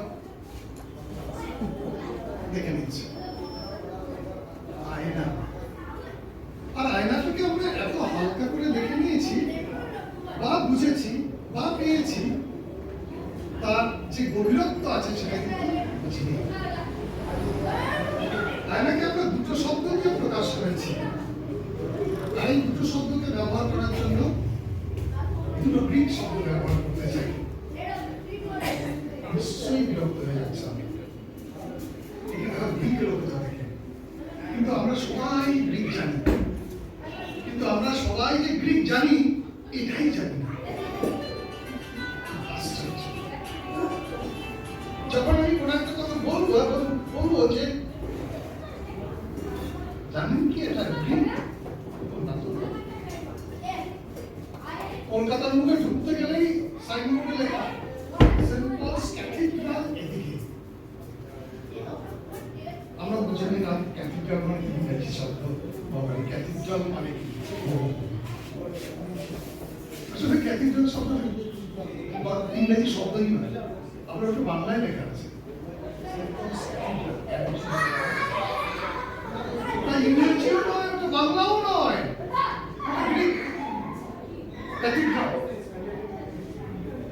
কোথায় যাচ্ছ গো? একটা হাসপাতালে যাচ্ছি। ওই এটা আমাকে গাইনোকোলজি ডিপার্টমেন্টে যেতে হবে। তুমি বলবে না মহিলা বিভাগে যেতে হবে, কিন্তু বলতে হবে গাইনোকোলজি ডিপার্টমেন্টে যেতে হবে। আসলে গ্রিক শব্দ, গ্রিকটাকে ভালোবাসি, ওই জন্য গ্রিক শব্দ বলবে, বাংলাতে বলবো না। যে দুটো শব্দ আয়নার জন্য ব্যবহার করা হয়, তার একটা হচ্ছে idol, iota, delta, omega, Omicron, lambda. Idol, idol হচ্ছে যখন আমি আয়নাটাকে ধরে আছি, আমি আমাকে দেখছি। আমি যখন আমাকে দেখছি, তখন সেটা হচ্ছে আইডল। আর একটা যেটা আছে, সেটা হচ্ছে icon. Epsilon, iota, kappa, omicron, nu, icon. আর আইকনকে যদি প্রকৃতপক্ষে বুঝতে হয়, আমরা সমবেতভাবে যখন আমাদের দেখি, সবাই এবার এক আয়না দেখি। বিজ্ঞান প্রকাশ করেছে, যখন সিসিটিভি, তখন লেখা থাকছে এই ঘরের মধ্যে ঢুকতে পারে, আপনি সিসিটিভি আছে। যখন আইকন, তখন আমরা সকলেই দেখছি,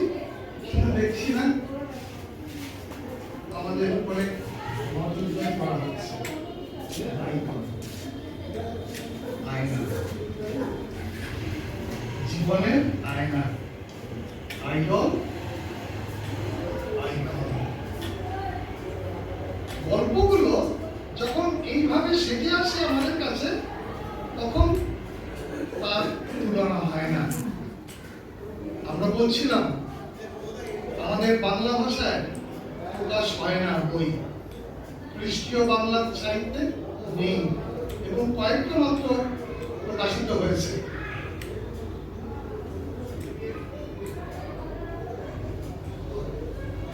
কথাটা হয়তো সত্যি। আমি এক অন্য জগতের মানুষ, গল্প লিখি না, প্রবন্ধ লিখি না, কিন্তু আমি ঈশ্বরতত্ত্বের লোক। আর এই ঈশ্বরতত্ত্ব নিয়ে আমার চর্চা। আর যখন ঈশ্বরতত্ত্ব নিয়ে যখন বিভিন্ন দেশে যাই, নিজের দেশের মধ্যে ঘুরছি, যেটা আমাকে চিমটি কেটেছে, এখনো কাটে, সেটা হচ্ছে আমাদের ভারতবর্ষের বুকে যত ভাষা আছে সমস্ত ভাষাতে থিওলজিক্যাল বই লেখা হয়েছে, থিওলজিক্যাল আর্টিকেলস লেখা হয়েছে, এবং তাদের ব্যাকগ্রাউন্ডের তরফ থেকে মালায়ালাম ভাষা, মালায়ালাম কৃষ্টির তরফ থেকে থিওলজি লেখা হয়েছে। আর সেটা যখন আমাকে চিমটি কেটেছে, আমি সহ্য করিনি, আর প্রতিবাদের জন্য এগিয়ে এসেছি। আর তাই বাংলাদেশে থাকার সময় প্রথম যে আর্টিকেল আমি বের করলাম সেটা হলো বাংলা থিওলজি আনাচে কানাচে, এবং সেইটা পুরো বাংলাদেশে যে আলোড়ন তুলেছিল, সেই আলোড়নে সেটা এখনো বাংলাদেশের বুকে এখনো থিওলজিক্যাল আর্টিকেলস চলছে, থিওলজিক্যাল বই প্রকাশিত হচ্ছে বাংলায়। দ্বিতীয় যে বইটা আমি তুললাম, বাংলা থিওলজিক্যাল বই, সেটা হচ্ছে সুসমাচার সঙ্গম। সুসমাচার সঙ্গম, আমরা তো সঙ্গম জানি, সুসমাচার সঙ্গমটা কোথা থেকে আসবে? আর সেই সুসমাচার সঙ্গম বলতে গিয়ে আমাদের যে প্রথম তিনটে সুসমাচার, মথি, মার্ক, লুক, সেই সঙ্গমকে নিলাম, এবং তারা তিনে মিলে যে কি করে এক হলো, এবং তারপরে তার পেছন দিয়ে যে যোহনের সুসমাচার কি করলেন, সেটাকে নিয়ে লেখা হলো সুসমাচার সঙ্গম। চলছে। এবং বাংলাদেশে আজকে যে বাংলাদেশ ব্যাপটিস্ট চার্চ সংঘ এবং বাংলাদেশ ব্যাপটিস্ট চার্চ ফেলোশিপ, তারা আজকে যে বাংলার প্রবাহ বই নিয়ে চলেছে, সেটাকে নিঃসন্দেহে প্রশংসা করতে হবে। তাদের ধন্যবাদ জানাই এবং আমরা চ্যালেঞ্জ জানাই। আমাদের নিঃসন্দেহে দুঃখের বিষয় যে আমাদের বাঙালি থিওলজিয়ান নেই বললেই চলে, কিন্তু উঠবে, এবং খুব শীঘ্রই আমরা আরো বাংলা থিওলজিক্যাল বই এবং আর্টিকেল পাবো। থ্যাংক ইউ, ধন্যবাদ।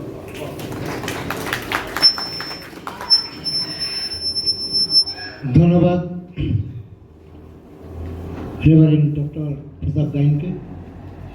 আমাদের একটা ছোট্ট কাজ আছে, শশাঙ্ক ঘোষের হাতে উপহার তুলে দিচ্ছে জীবনের আয়না গ্রন্থের লেখক অবিনাশ গাইন। ধন্যবাদ শশাঙ্ক বাবুকে। আমরা এবার এই জীবনের আয়না সম্পর্কে যে একজনের ছোট্ট ছোট্ট প্রতিক্রিয়া জেনে নেব। আমাদের মধ্যে উপস্থিত আছেন বিশিষ্ট গীতিকার নির্মল সাহা মশাই।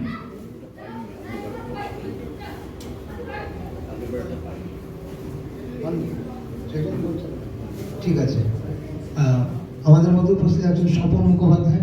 তাকে আমি দু একটা কথা বলতে, হ্যাঁ একটু বইটা সম্পর্কে একটু বলি। বলা আছে জানি, প্রুফটা আমি দেখেছি, আমি জানি।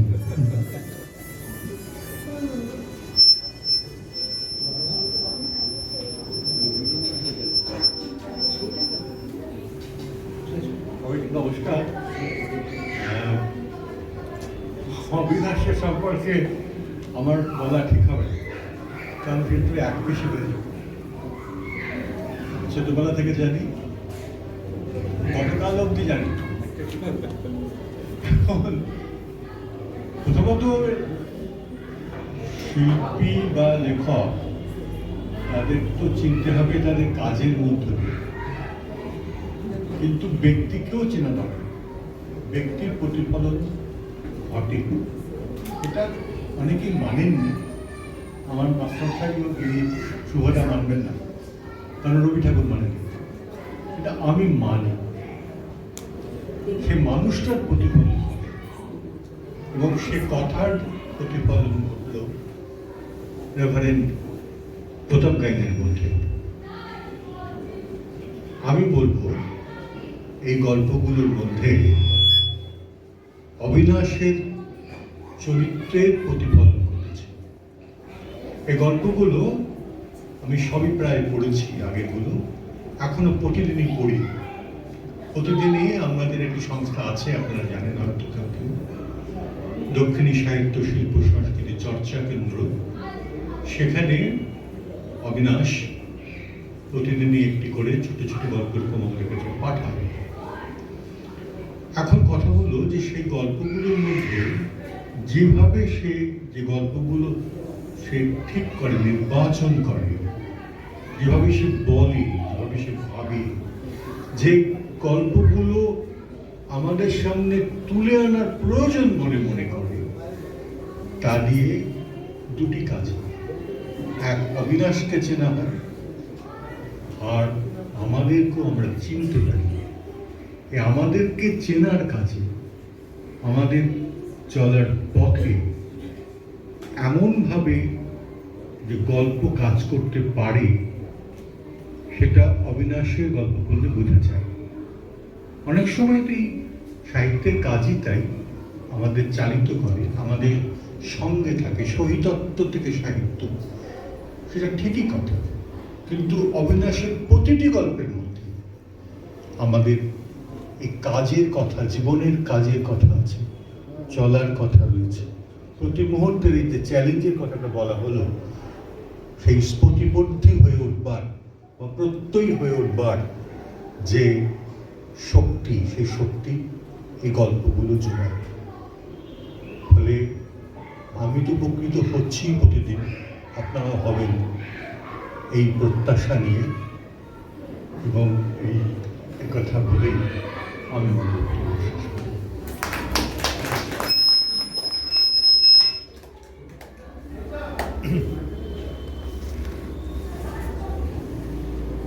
অনুরোধ করব আমার বন্ধুবর অসিত ঘোষকে কিছু বলার জন্য।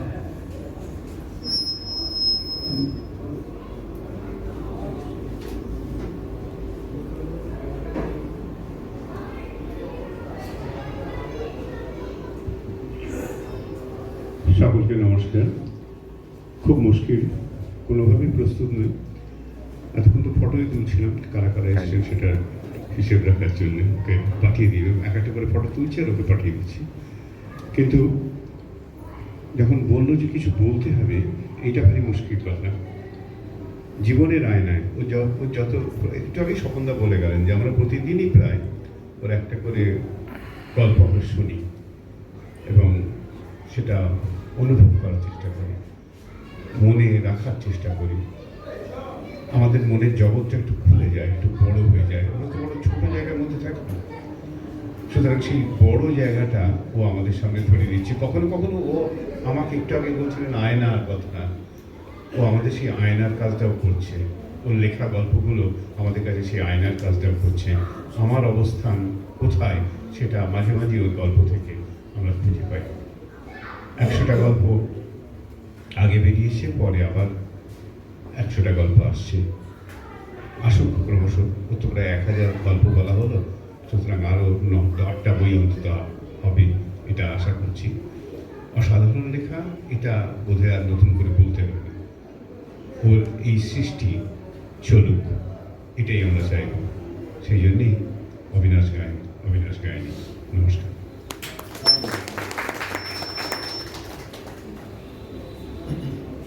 এবার নির্মল সাহা।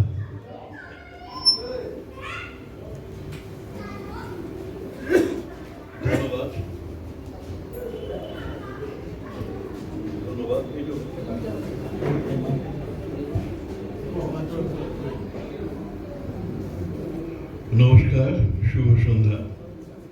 আমাকে শেষ উঠিয়েই ছাড়লো। আমি অবিনাশকে টেলিফোনে বলেছিলাম, জীবনের আয়না বলছো, তুমি তো প্রথম খণ্ডটা আমাকে দাওনি, তা আমি কি করে কি বলবো? বল ঠিক আছে, এবার দেওয়া যাবে। আমি তাহলে পরের বার ঠিক করে বলবো। এখন কিন্তু অবিনাশের সঙ্গে আমার তো একটা বলা যায় আত্মার সম্পর্ক। কিরকম? হয়তো গান লিখি, আর অবিনাশের একটা অভাববোধ নিশ্চয়ই এখন আছে। অরুণ যতদিন ছিল আমরা দেখতাম অরুণ অবিনাশ একটা জুটি, আর আমি সেখানে এখন ভাগ বসাচ্ছি। অরুণ নেই, আমার খুব প্রিয় বন্ধু ছিলেন অরুণ আর আমি দুজনে গান নিয়ে অনেক আলোচনা হতো, কিন্তু একটা জায়গায় থাকতে পারতাম না। কারণটা কি, ও গীতিকার আমিও গীতিকার, তা দুজনকে একসঙ্গে কখনো ঠিক ওই মাখামাখি অবস্থায় অন্য লোকে দেখতে পেত না। কিন্তু আমি আর অরুণ দুজনে খুব ওই রকম অবস্থায় কনডেন্সড অবস্থায় থাকতাম, কারণ অনেক আলোচনা হতো। আর আমি এখন ভাগ বসাচ্ছি, অবিনাশকে সেই সুযোগটা নিচ্ছি, ঈশ্বরই করে দিয়েছেন।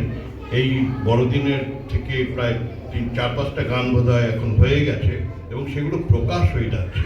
আমি যেটা বারবার বলি যে গান ওই সাহিত্য বইয়ের জন্য ভালো, কিন্তু গান কিন্তু বইয়ের জন্য ভালো নয়।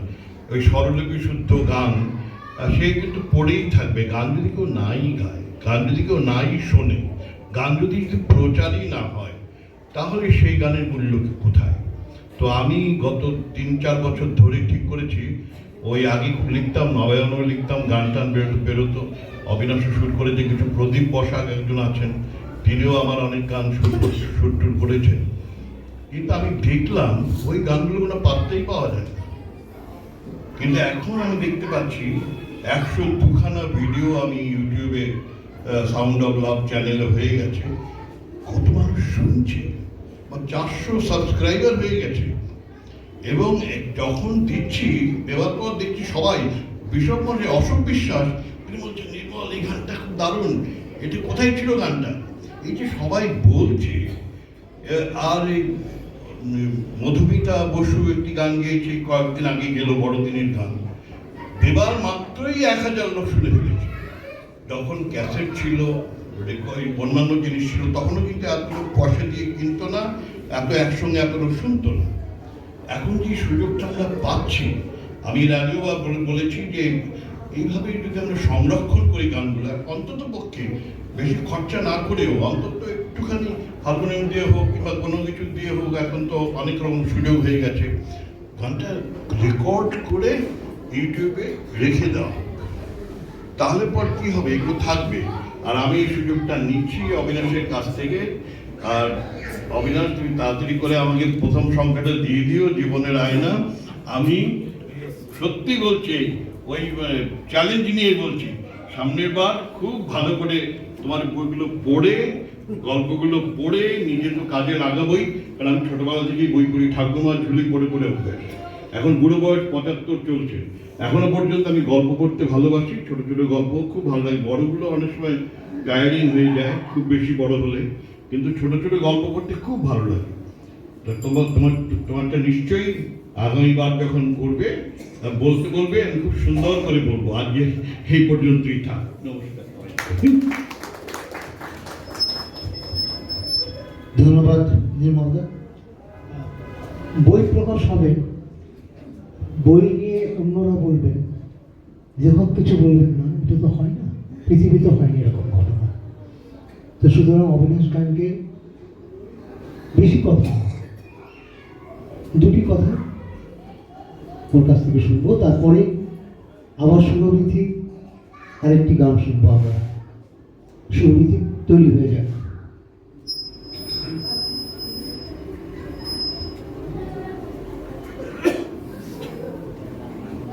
আপনারা যে এখানে এসেছেন এই অনুষ্ঠানে, সেই জন্য আমি মূলত কৃতজ্ঞ এবং ধন্যবাদ জানাচ্ছি। আসলে এইখানে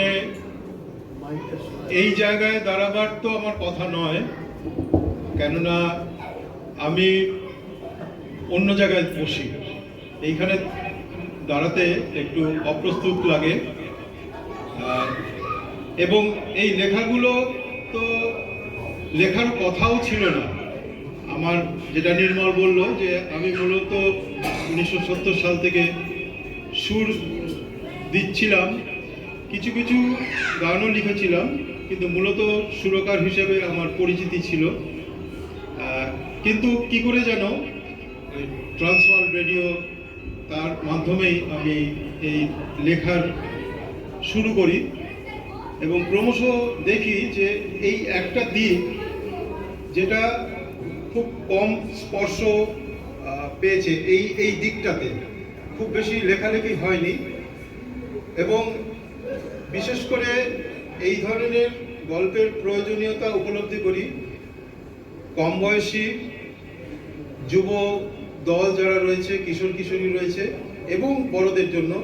বিশেষ করে যেটা উল্লেখ করা হলো যে সারমনেও কিছু কিছু ইউজ করা যায়, কেননা যে কথাগুলো বলি সেগুলো সর্বজনগ্রাহ্য, এবং এর থেকে কিছু শুধু গল্প তো নয়, গল্পের কিছু শিক্ষা আছে, সেই শিক্ষাটাকে যদি আমরা কাজে লাগাতে পারি। তা সেইভাবে শুরু করেছি। এবং যেটা নির্মল বলছিল যে অরুণকে হারিয়েছি, অরুণ আর আমি দুজনে মাসে 15টা এবং 15টা 30টা করে লিখতাম। ও লেখা বন্ধ করে দিয়েছে, আমাকে লিখে যেতে হচ্ছে, এবং যতদিন চালু থাকবে, মস্তিষ্ক চালু থাকবে, ততদিন হয়তো এই লেখার কাজটা চালিয়ে যাব। আপনারা যে আমাকে যে সম্মান দিলেন, যে কথাগুলো শুনলাম, ভালো লাগলো, আমাকে আরো লেখার প্রেরণা জোগাবে। নমস্কার।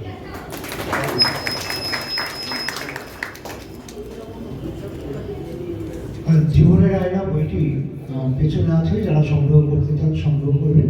100 টাকার বিনিময়ে, 100 টাকার বিনিময়ে আপনারা সংগ্রহ করতে পারেন। পেছনে আছে, আপনারা সংগ্রহ করবেন। এবার সুরবিধির গান।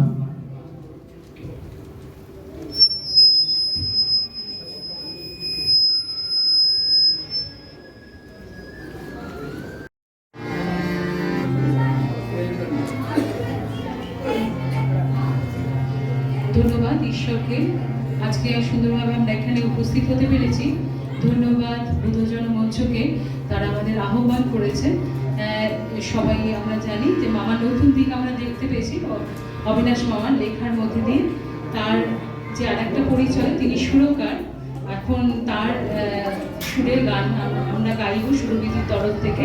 লিখেছেন স্বর্গীয় অরুণ অধিকারী, আর সুর দিয়েছেন শ্রী অবিনাশ গান।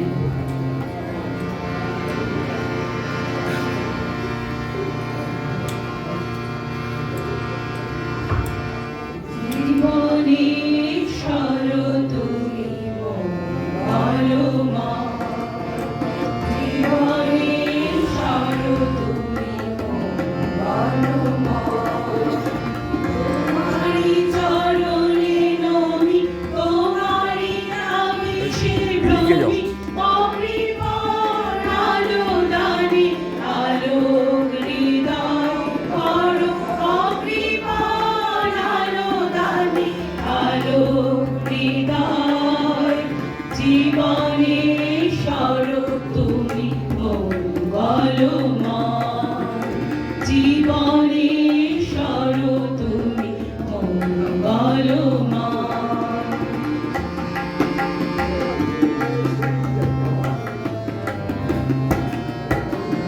সুন্দর ভুবনে সকলি তোমার, জড়ানো সকল খানি করুণা অপার। সুন্দর ভুবনে সকলি তোমার, জড়ানো সকল খানি করুণা অপার। তব মমতার ডোরে মোদের জীবন ভরে, তব মমতার ডোরে মোদের জীবন ভরে। বাধা পড়ে থাক যত সুখের সময়, জীবনে ঈশ্বর তুমি মঙ্গলময়। জীবনে ঈশ্বর তুমি মঙ্গলময়।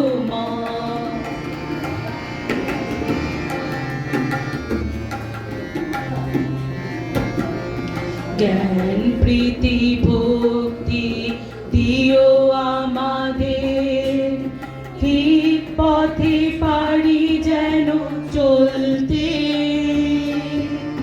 তোমাকে সঙ্গী করে সকল বাধা, অনায়াসে পারি যেন তুলতে। জ্ঞান প্রীতি ভক্তি দিও আমাদের, ঠিক পথে পারি যেন চলতে। তোমাকে সঙ্গী করে সকল বাধা, অনায়াসে পারি যেন তুলতে। সত্য জীবন পথে চলতে শেখাও, অন্তরে ভালোবাসা মধুরতা দাও। সত্য জীবন পথে চলতে শেখাও, অন্তরে ভালোবাসা মধুরতা দাও। সকলের মতো যেন নগণ্য ধূলি হেন, সকলের মতো যেন নগণ্য ধূলি হেন। ধরণীর অধিকার আমাদেরও হয়, জীবনে ঈশ্বর তুমি মঙ্গলময়। জীবনে ঈশ্বর তুমি আরে ভাই সামনে দিয়ে যাই তো। জীবনে ঈশ্বর তুমি মঙ্গলময়।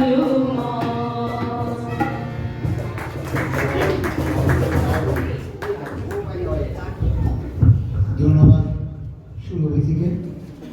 আমরা অনুষ্ঠানের শেষ পর্যায়ে চলে এসেছি। এবার আমরা শুনবো আমাদের সভামুখ্য অধ্যাপক শুভেন্দু বারিকের কাছ থেকে শেষ বক্তব্য। সবাইকে নমস্কার। কবি স্নেহের পাত্রপাত্রীরা অনেকেই আছেন, এছাড়া যারা, তাদের প্রতি আমার শ্রদ্ধা আর ওদের প্রতি আমার শুভেচ্ছা। এই কারণে মঞ্চে প্রতাপ আপনাদের অত্যন্ত শ্রদ্ধাস্পদ মানুষ, বইয়ের লেখক অবিনাশ আমাদের প্রিয়জন, এরা দুজনেই আমার ছাত্র। এখানে আরও ছাত্রছাত্রী আছে, আমি খুব একটা অস্বস্তির মধ্যেই আছি। দ্বিতীয় অস্বস্তি হচ্ছে আজকে যা প্রকাশিত হলো দুটি, একটি পত্রিকা এবং গ্রন্থ, সে সম্পর্কে এখানে যা আলোচনা হয়েছে তার পরে আর কিছু বলা যায় কি না এটাও ভাববার। তা আমি বেশি সময় নেব না। আমি প্রথমে ধ্রুবজ্যোতি সম্পর্কে দু একটি কথা বলি। যে উদ্দেশ্য নিয়ে পত্রিকাটি প্রকাশিত হয়েছে সেটি খুব মহৎ উদ্দেশ্য। মহৎ উদ্দেশ্য কেন? এমনি সাধারণভাবে যে ছোট পত্রপত্রিকাগুলো বেরোয় তা শুধুমাত্র না বলে যদি বলি যে অধিকাংশ ক্ষেত্রেই তাদের লেখক লেখিকারা নিজেকে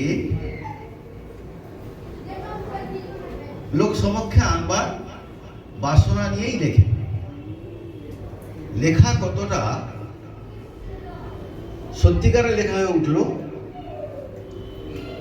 সেটা কিন্তু ওই সব ছোট ছোট পত্রপত্রিকা আজকাল যা দেখা যায়, অর্থাৎ আমি বলতে চাইছি যে তো প্রায় প্রায় পাড়ায় পাড়ায় প্রচুর লিটল ম্যাগাজিন, তার মধ্যে দু একটা লেখা কিছু জানবার, বুঝবার, আত্মস্থ করবার উপাদান নিয়ে আসে, বাকিগুলো নয়।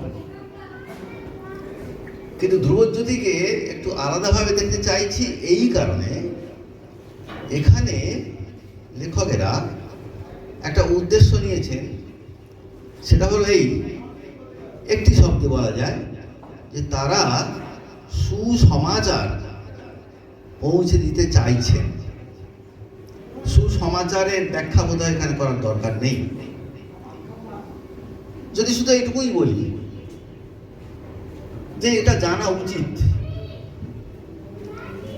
এটা জানলে তোমার পথ চলা একটু সহজ হবে, তোমার প্রতিবেশীকে তুমি চিনবে, তুমি নিজেকে নিয়ে শুধুমাত্র ব্যস্ত থাকবে না। অর্থাৎ জীবনটা যাতে সুসহ হয় তার কথাগুলো এখানে দেবার চেষ্টা সবাই করছে। এই যে একসঙ্গে এতজন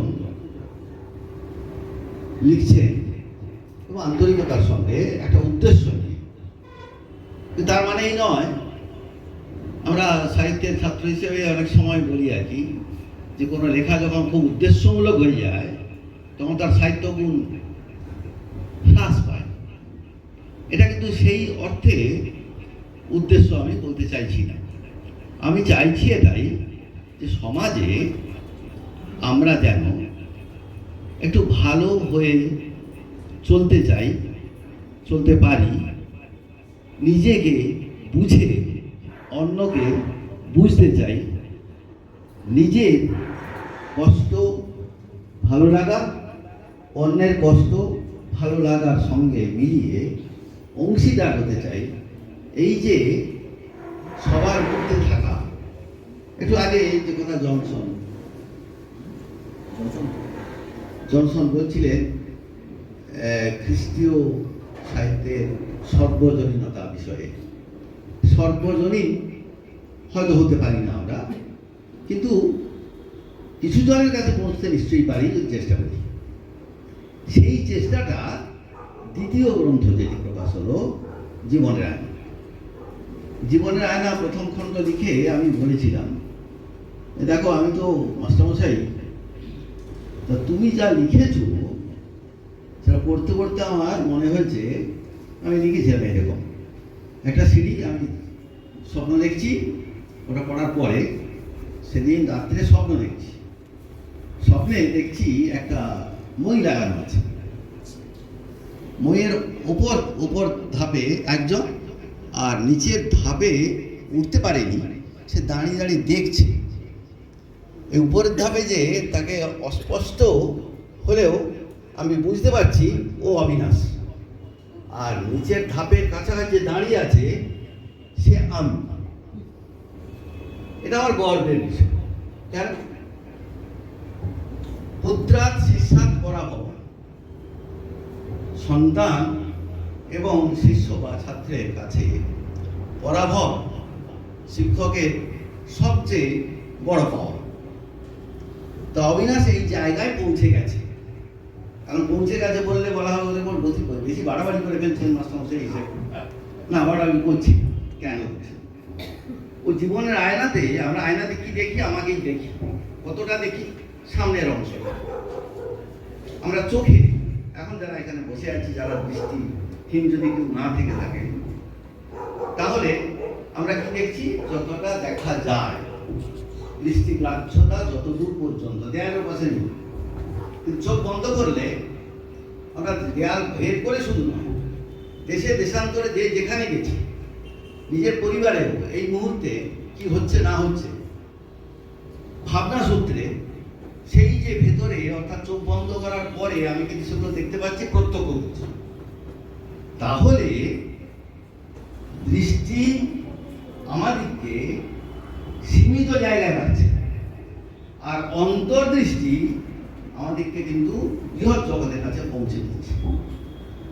এই অন্তর্দৃষ্টিটা অবিনাশে যেদিন খুলেছে, সেদিন থেকে ও শুধু সুর দিচ্ছিল। ও তখন ভাবলো যে গান সবার কাছে পৌঁছবে কিনা জানি না, তাহলে এবারে আমার এই অন্তর্দৃষ্টিটা একটু অন্যের কাছে পৌঁছে। সম্প্রতি আজকের চিন্তা বলে একটা ব্যাপার ও হোয়াটসঅ্যাপে দিচ্ছে প্রতিদিন, সবটাই যে ওর লেখা তার না, সংগ্রহ করছে। অর্থাৎ ওর একটা নেশা এসে গেছে, আবেগ না, আমি নেশা বলছি। নেশাটা কিসে না, আমি শুধু জেনেছি তা না, আমার জানাতেই শেষ হবে, আমি অন্যকে জানাতে চাই। এই ভালোটুকু সকলের সঙ্গে ভাগ করে নিতে চাই। এই ভাগ করে নেবার নেশা সাহিত্যিকের। সাহিত্য যে সৈকতের কথা বলা হয়, সবন উচ্চারণ করেছে, তার সাথে সৈকতটা কার সাথে হয়, লেখক আর পাঠক বটেই, সেই সঙ্গে সঙ্গে যারা শ্রোতা তারাও। কীর্তনের বৈশিষ্ট্যটা কি? কীর্তনে দেখা গেছে যা কীর্তন হয়, সেটা বাংলায় কীর্তন হোক, খ্রিস্টীয় কীর্তন হোক, বৈষ্ণব কীর্তন হোক, যে কীর্তনই হোক না কেন, তার মূল উদ্দেশ্যটা হচ্ছে যে দেখো বাবু, আমি তো গাইছি, তুমি শুনছো, তুমি গাইছো না, শুনছো। এই শোনার মধ্য দিয়েও তুমি কিন্তু সেখানে, অর্থাৎ যেখানে পৌঁছতে চাই, পরমের কাছে পৌঁছতে চাই। আমাদের সকলের জীবনের ইচ্ছে, জীবনের উদ্দেশ্যটাই সেটাই। যদি না থাকে উদ্দেশ্যহীন জীবনের কোনো মানে হয় না। উদ্দেশ্যটা থাকতেই হবে, আমরা কোথাও পৌঁছতে চাই। এই পৌঁছানোটা প্রতিবেশীর কাছে, অন্ততকালে এমনি সমাজের কাছে, বহুজনের কাছে। আরও যদি বড় করে বলি, আজকাল একটা শব্দ চালু হয়েছে, গ্লোবালাইজেশন। বিশ্বের কাছে পৌঁছে দেওয়ার বাসনা তা নেই হয়তো, বাসনা তো আছে। সবন অনেক লিখছে, ওর ভেতরে কোনো আশা নেই, কোনো বাসনা নেই, অন্যের কাছে পৌঁছে দিতে চাইছে নিজের উপলব্ধি। লেখক শুধুমাত্র যতটা সংগ্রহ করেছে সেটুকু প্রকাশ করছে না, নিজেকেও প্রকাশ করছে। নিজেকে প্রকাশ না করলে কি হবে? এটা বলা হলো যে সুভদ্রা কি ভাববেন, ব্যাপারটা তা নয়, ভাবছি। লেখক লেখা চেনা ভালো, লেখককে চেনা আরো ভালো। এই লেখককে চিনতে গেলে লেখক নিজে চেনা চাইছে কিনা সেটাও কিন্তু খেলা দরকার। স্বপন যে এত লিখছে, তার মধ্য দিয়ে ও কিন্তু চেনাতে চাইছে, আমরাও তো চিনতে চাইছি। এই দুই চেনা চাওয়া, দুই চাওয়া তখন কিন্তু মিলিত হয়ে সম্পূর্ণ পাওয়া। শুধু চাইলে হবে না, শুধু পেতে চাইলে হবে না, দুজনকে চাইতে হবে। আমাদের সাহিত্যে আলংকারিক শব্দ একটি আছে, সহৃদয় দৃঢ় সংবাদ। সাহিত্য তখন সহৃদয় পাঠকের কাছে যখন পৌঁছয়, সহৃদয় পাঠক মানে সে কোনো খারাপ কাজ করার না, তা না। সহৃদয় পাঠক মানে ওই পাঠ ক্রিয়াটার সঙ্গে সে নিজেকে যুক্ত করতে চাইছে, সেই সহৃদয়। লেখক লিখছেন, পাঠক তা নিতে চাইছে, এবং শুধু তাই নয়, লেখকের কোথাও ফাঁক থেকে থাকে, পাঠক তার কল্পনা, তার ভাবনা, তার চেতনা, তার মনন দিয়ে সেটা পূরণ করতে চাইছে। অর্থাৎ যেটা বাকি থেকে যাচ্ছে মনে হচ্ছে, সেই বাকিটাও সে পূরণ করছে তার মতো করে। এই তার মতো করে যদি হয়ে যায় তাহলে লেখাই সার্থক। লেখাটা তখনই সার্থক যখন সে লেখা শুধুমাত্র তাকে আলোকিত করছে না, সে অন্যকে আলো দেবার মতো একটা শক্তি, একটা বোধ, একটা মন তার মধ্যে তৈরি হচ্ছে। এই জায়গাতে দাঁড়িয়ে জীবনের আয়না সম্পর্কে, প্রথম খণ্ড সম্পর্কে আমি যা বলেছিলাম তা যে সত্যি কথা বলতে কি, ওর লেখাগুলো যখন পড়ি তখন মনে হয় আরে এটা তো ভাবা উচিত, এটা বেশ ভাবনা তো ভালো, তো অন্যের কাছে বেশ সহজে বলা যাচ্ছে। সুতরাং আমি একেবারে বিনয়ের অবতার সেজে ওই মইয়ের নিচে দাঁড়িয়ে আছি তা নয়, আমি সত্যিই বলছি মইয়ের নিচে দাঁড়িয়ে থাকা সেই পারে যে উপরের দিকে তাকাতে পারে, উপরে যে আছে তার উপরে থাকার যে অবস্থান, সেই অবস্থান সম্পর্কে সচেতন হয়। সুতরাং আমি বিনয়ী মোটেই নই, আমি ব্যাপারটাকে বুঝতে চেয়েছি এবং আপনাদের কাছে নিবেদন করতে চাইলাম। আপনাদের সবাইকে অশেষ ধন্যবাদ। আমার এই কথাবার্তা যে আপনারা ধৈর্য সহকারে শুনলেন, আমাকে প্রশ্রয় দিলেন, এই জন্য নমস্কার।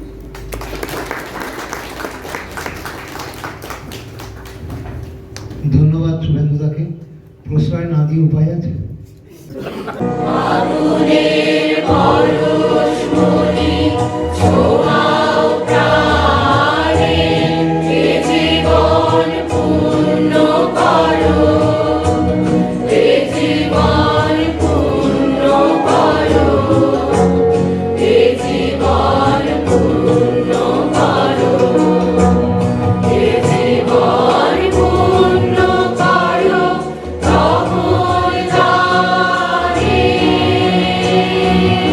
you.